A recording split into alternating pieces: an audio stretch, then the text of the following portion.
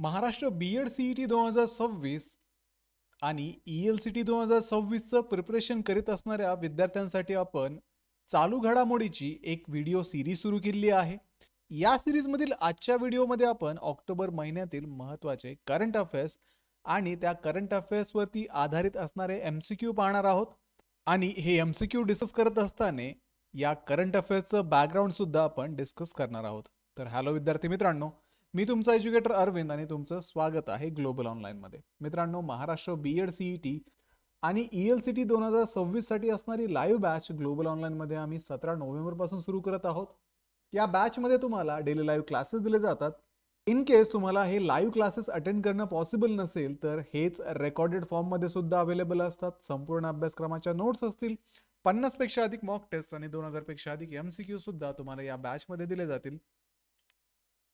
बॅचला join करण्यासाठी स्क्रीनवरती दिलेल्या नंबरवरती तुम्ही व्हॉट्सअप करू शकता किंवा प्ले स्टोअरवरती जाऊन तिथेही ग्लोबल ऑनलाईन ॲपमध्ये तुम्ही हा कोर्स जॉईन करू शकता. तर लवकरात लवकर या बॅचेसला जॉईन करा आणि महाराष्ट्रातल्या टॉपच्या कॉलेजमध्ये बीएड करण्याचं स्वप्न पूर्ण करण्याच्या तयारीला लागा. तर विद्यार्थी मित्रांनो, सुरू करूया आजच्या प्रश्नांना. प्रश्न आहे, where was the rare species of a fungus Hygrocybe pellucida recently cited for the first time in Telangana? दुर्मिळ बुरशी हायग्रोसाइब पेलुसिडा ही प्रजाती तेलंगणामध्ये प्रथमच कुठे आढळली? ऑप्शन्स दिले आहेत तुम्हाला. एटनागारम वन्यजीव अभयारण्य, कव्वाल व्याघ्र प्रकल्प, आम्राबाद व्याघ्र प्रकल्प आणि मृगवनी राष्ट्रीय उद्यान. तर विद्यार्थी मित्रांनो, अलीकडेच दुर्मिळ बुरशी हायग्रोसाइब पेलुसिडा प्रथमच तेलंगणातील कव्वाल टायगर रिझर्व्ह येथे आढळली. ही बुरशी हायग्रोफोरेसी कुटुंबातील असून तिच्या तेजस्वी मेणासारख्या आणि रंगबिरंगी रूपाने ओळखली जाते. अशा प्रकारच्या बुरशी सहसा गवताळ प्रदेशात मॉसने झाकलेल्या जंगलाच्या जमिनीवरती तसेच पोषक तत्वे कमी असलेल्या अधिवासामध्ये आढळतात. त्यांच्या चमकदार पृष्ठभागामुळे त्यांना सामान्यतः वॅक्स कप असे म्हटले जाते. हायग्रोसाइब पेलुसिडा ही प्रजाती प्रथमच 2024 मध्ये केरळमध्ये एक नवीन प्रजाती म्हणून ओळखली गेली. हायग्रोसाइब या वंशात जगभरात सुमारे 350 प्रजाती आढळतात. तिचा शोध तेलंगणासाठी एक महत्त्वपूर्ण जैवविविध्य नोंद मानली जाते. त्यामुळे या प्रश्नाचं योग्य उत्तर आहे कव्वाल टायगर रिझर्व्ह, कव्वाल व्याघ्र प्रकल्प, ऑप्शन बी. पुढचा प्रश्न आहे, who became the first Indo-Numan compound archer to win a medal at the Archery World Cup final? Archery world cup final मध्ये पदक जिंकणारी पहिली भारतीय महिला कंपाऊंड आर्चर कोण ठरली? ऑप्शन्स दिले तुम्हाला. दीपिका कुमारी, ज्योती सुरेखा वेनम, मधुरा धामणगावकर, रिमिळ बुरी. तर विद्यार्थी मित्रांनो, भारतीय स्टार धनुर्धारी ज्योती सुरेखा वेनम हिने इतिहास रचत आर्चरी वर्ल्ड कप फायनल मध्ये पदक जिंकणारी पहिली भारतीय महिला कंपाऊंड धनुर्धारी म्हणून नोंद केली. तिने नानजिंग चायना येथे झालेल्या स्पर्धेत ग्रेट ब्रिटनच्या दुसऱ्या मानांकित एला गिब्सन हिला 150-145 अशा फरकाने पराभूत करून कांस्य पदक जिंकले. ज्योतीने 5ही एंड मध्ये परिपूर्ण अशी 15 टेन्स नोंदवली. तिने उपांत्य फेरीत USAच्या अलेक्सिस रुईज हिला 143-140 अशा गुणांनी पराभव केला. परंतु उपांत्य फेरीत जगातील क्रमांक 1 आंड्रिया बेकेरा, जी की मेक्सिकोची आहे, हिच्याकडून 143-145 अशा निम्म्या फरकाने तिला हार पत्करावी लागली. हे पदक म्हणजे हंगामाच्या शेवटच्या टप्प्यातील वर्ल्ड कप फायनल मध्ये भारताच्या महिलांच्या कंपाऊंड विभागातील पहिलेच पदक आहे. आणखी एक भारतीय धनुर्धारी मधुरा धामणगावकर हिला पहिल्याच फेरीत 142-145 असा पराभव पत्करावा लागला. त्यामुळे या प्रश्नाचं योग्य उत्तर आहे ऑप्शन बी, ज्योती सुरेखा वेनम. पुढचा प्रश्न आहे, the newly discovered plant species Tetrataenium manilalianum was found in which national park of Kerala? Tetrataenium manilalianum ही नव्याने शोधलेली वनस्पती प्रजाती केरळातील कोणत्या राष्ट्रीय उद्यानात आढळली? ऑप्शन्स आहेत Silent Valley National Park, Eravikulam National Park, Rudramukh National Park आणि पेरियार नॅशनल पार्क. तर विद्यार्थी मित्रांनो, संशोधकांनी अलीकडेच टेट्राटॅनियम मॅन्युला लिनम नावाची नवीन वनस्पती प्रजातीचा शोध लावला असून यामुळे पश्चिम घाटाचे जैववैविध्य अधिक समृद्ध झाले. ही वनस्पती केरळच्या इदुक्की जिल्ह्यातील एराविकुलम नॅशनल पार्क येथे आढळली. या प्रजातीचे नाव प्रोफेसर के.एस. मणिलाल, भारतीय अँजिओस्पर्म टॅक्झॉनॉमी संघटनेचे संस्थापक अध्यक्ष यांना श्रद्धांजली म्हणून देण्यात आले आहे. या वनस्पतीला पांढरी फुले येतात आणि रायझोम्स म्हणजेच कंद असतात आणि ती पावसाळ्यामध्ये फुलते. त्यामुळे या प्रश्नाचं योग्य उत्तर आहे एराविकुलम नॅशनल पार्क. पुढचा प्रश्न आहे, recently where is the titanium superalloy material plant inaugurated in Uttar Pradesh. उत्तर प्रदेशात टायटॅनियम आणि सुपरअलॉय मटेरियल्स प्लांटचे उद्घाटन अलीकडेच कुठे झाले? ऑप्शन्स आहेत लखनौ, कानपूर, गोरखपूर, मेरठ. तर विद्यार्थी मित्रांनो, संरक्षण मंत्री राजनाथ सिंग यांनी पीटीसी इंडस्ट्रीज लखनौ येथे टायटॅनियम आणि सुपरअलॉय मटेरियल प्लांटचे उद्घाटन केले असून संरक्षण क्षेत्रातील स्वावलंबनाच्या दिशेने हा एक महत्त्वपूर्ण टप्पा मानला जातो. हा प्रकल्प आत्मनिर्भर भारत दृष्टिकोनाखाली स्थापन करण्यात आलेल्या स्ट्रॅटेजिक मटेरियल टेक्नॉलॉजी कॉम्प्लेक्सचा एक भाग आहे. या प्लांटच्या माध्यमातून फायटर जेट्स, मिसाइल्स, नेव्हल सिस्टीम आणि सॅटेलाइट्स यासाठी आवश्यक घटकांची निर्मिती होणार आहे. यामुळे उत्तर प्रदेश डिफेन्स इंडस्ट्रियल कॉरिडॉरला मोठा आधार मिळणार आहे आणि युवक, MSMEs तसे स्टार्टअप साठी नवीन रोजगार संधी सुद्धा निर्माण होणार आहेत. त्यामुळे या प्रश्नाचं योग्य उत्तर आहे ऑप्शन ए, लखनौ. पुढचा प्रश्न आहे, which country is the host of 11th world para power lifting championship 2025. 2025 मधील 11व्या वर्ल्ड पॅरा पॉवर लिफ्टिंग चॅम्पियनशिपचे यजमानपद कोणत्या देशाने भूषविले आहे? ऑप्शन्स आहेत मलेशिया, इजिप्त, इंडोनेशिया आणि व्हिएतनाम. तर 11th world para power lifting championship 2025 ही स्पर्धा 11 ते 18 ऑक्टोबर 2025 दरम्यान कैरो, इजिप्त येथे आयोजित करण्यात आली. आफ्रिकन खंडात प्रथमच विश्वचषक स्पर्धा आयोजित झाल्याने हा ऐतिहासिक टप्पा ठरला. ही स्पर्धा Egypt international Olympic game city येथे झाली, ज्यामध्ये 70 देशातील 537 खेळाडू सहभागी झाले होते आणि यामध्ये पॅरिस 2024 पॅरालिम्पिक स्पर्धेतील सर्व विजेत्यांचा समावेश होता. चीनने या स्पर्धेत आपले 6वे सर्वांगीण विजेतेपद आणि सलग 5वे विजेतेपद पटकावत पॅरा पॉवर लिफ्टिंग मधील अग्रगण्य राष्ट्र म्हणून आपली स्थिती बळकट केली.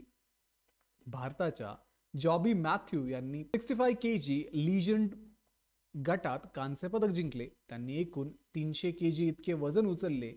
त्यांनी यापूर्वी बीजिंग वर्ल्ड कप 2025 मध्ये नोंदवलेल्या 150 किलो या वैयक्तिक सर्वोत्तम कामगिरीला देखील त्यांनी मागे टाकले. त्यामुळे या प्रश्नाचे योग्य उत्तर आहे ऑप्शन बी, इजिप्त. पुढचा प्रश्न आहे, mount Etna that was recently seen in a news is located in which country. अलीकडे बातम्यामध्ये असलेले माउंट एटना पर्वत कोणत्या देशात आहे? ऑप्शन्स आहेत जपान, इथिओपिया, इटली आणि इंडोनेशिया. तर विद्यार्थी मित्रांनो, संशोधकांनी माउंट एटनाच्या खाली होणाऱ्या लहान आणि मोठ्या भूकंपाच्या प्रमाणाचा अभ्यास केला आणि गेल्या 20 वर्षातील ज्वालामुखी क्रियेशी त्याचा मजबूत संबंध असल्याचे आढळते. माउंट एटना हा भूमध्य समुद्रातील सिसिली बेटाजवळ स्थित व एक सक्रिय स्ट्रॅटोव्होल्कॅनो आहे. सिसिली हे इटलीचा भाग आहे. हे क्षेत्र आफ्रिकन प्लेट आणि युरेशियन प्लेट यांच्या कॉन्व्हर्जंट बाउंड्रीवरती आहे. माउंट एटना हा युरोपमधील सर्वात उंच सक्रिय ज्वालामुखी आणि आल्प्सच्या दक्षिणेकडील इटलीतील सर्वात उंच पर्वत आहे. याचा उल्लेख प्राचीन ग्रीक पुराण कथांमध्ये आपण आढळतो. माउंट एटना हा युनेस्को वर्ल्ड हेरिटेज साइट आहे. या प्रश्नाचं योग्य उत्तर आहे ऑप्शन सी, इटली. पुढचा प्रश्न आहे, which organization released the State of a Global Air 2025 report highlighting air pollution related deaths. हवेतील प्रदूषणाशी संबंधित मृत्यूंचा उल्लेख करणारा State of the Global Air 2025 अहवाल कोणत्या संस्थांनी प्रसिद्ध केला? तुम्हाला ऑप्शन्स दिलेत, World Health Organization and United Nations Environment Programme, Health Effect Institute and institute for Health Metric and Evolution Indian Council of Medical Research and NITI Aayog, United Nations Environment programme and world bank. तर विद्यार्थी मित्रांनो, state of a Global Air 2025 अहवाल health Effect institute आणि institute for health metrics and evaluation United states यांनी प्रसिद्ध केला.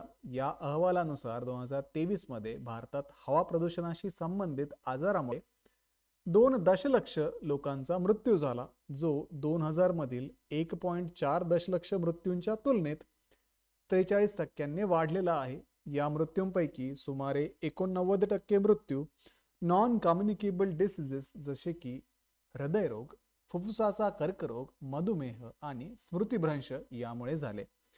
भारतातील वायू प्रदूषणामुळे होणारा मृत्यूदर प्रति 1,00,000 लोकसंख्येमागे 186 इतका असून तो उच्च उत्पन्न असलेल्या देशांपेक्षा 10 पट जास्त आहे. सर्वाधिक प्रभावित राज्यांमध्ये महाराष्ट्र, उत्तर प्रदेश, राजस्थान, बिहार आणि वेस्ट बेंगॉल यांचा समावेश आहे. त्यामुळे या प्रश्नाचं योग्य उत्तर आहे option B, health effects institute and institute for health metrics and evaluation. पुढचा प्रश्न आहे, chrysanthemum flowering plant that recently seen in a news is native to which region. अलीकडेच बातम्यामध्ये असलेली क्रिसॅन्थेमम फुलझाड प्रजाती कोणत्या प्रदेशाची मूळ आहे? ऑप्शन्स आहेत south America, Asia and north east Europe, central Africa आणि ऑस्ट्रेलिया. तर काश्मीरमधील पहिले क्रिसॅन्थेमम उद्यान अलीकडेच पर्यटकांसाठी खुले करण्यात आलेले आहे. क्रिसॅन्थेमम हा आस्टेरियासी कुलातील सुमारे 30 प्रजातींचा फुलझाडांचा वंश आहे. ही वनस्पती आशिया आणि उत्तर पूर्व युरोपची मूळ निवासी असून ती प्रामुख्याने शरद ऋतूत फुलते. या वनस्पतीची उंची 50 ते 150 सेंटीमीटर पर्यंत वाढते. तिची फुले मोठ्या आकाराची असून पिवळी, पांढरी आणि गुलाबी रंगात आढळतात. ही वनस्पती उष्णकटिबंधीय आणि समशीतोष्ण प्रदेशामध्ये उत्तमरित्या वाढते. त्यामुळे या प्रश्नाचं योग्य उत्तर आहे Asia and North Eastern Europe, आशिया आणि ईशान्य युरोप. पुढचा प्रश्न आहे, calcium carbide reacts with water to produce which gas. कॅल्शियम कार्बाइड पाण्याशी प्रतिक्रिया होऊन कोणता वायू तयार करतो? ऑप्शन्स दिले तुम्हाला, हायड्रोजन, ऑक्सिजन, ॲसिटिलीन आणि मिथेन. यावर्षी दिवाळी उत्सवादरम्यान भोपाळ येथे तात्पुरत्या स्वरूपात तयार केलेल्या कॅल्शियम कार्बाइड गन्समुळे झालेल्या जखमांमुळे 60हून अधिक लोक, विशेषतः मुले, रुग्णालयात दाखल करण्यात आली. कॅल्शियम कार्बाइडचे रासायनिक सूत्र हे CaC2 आहे. कॅल्शियम कार्बाइड हे लाईम आणि कार्बन यांच्या मिश्रणाला 2000 ते 2100 डिग्री सेल्सिअस तापमानावरती इलेक्ट्रिक आर्क फर्नन्समध्ये तापवून तयार केले जाते. कॅल्शियम कार्बाइडचा उपयोग हायड्रोलिसिस प्रक्रियेद्वारे ॲसिटिलीन गॅस निर्माण करण्यासाठी केला जातो. ॲसिटिलीन हा रंगहीन, गंधहीन आणि अत्यंत ज्वलनशील वायू आहे. कॅल्शियम कार्बाइडचा वापर स्टील उत्पादनात आणि धातू कापण्याच्या प्रक्रियेमध्ये तसेच कृत्रिमरित्या फळे पिकवण्यासाठी म्हणून पण केला जातो. त्यामुळे या प्रश्नाचं योग्य उत्तर आहे ऑप्शन सी, ॲसिटिलीन.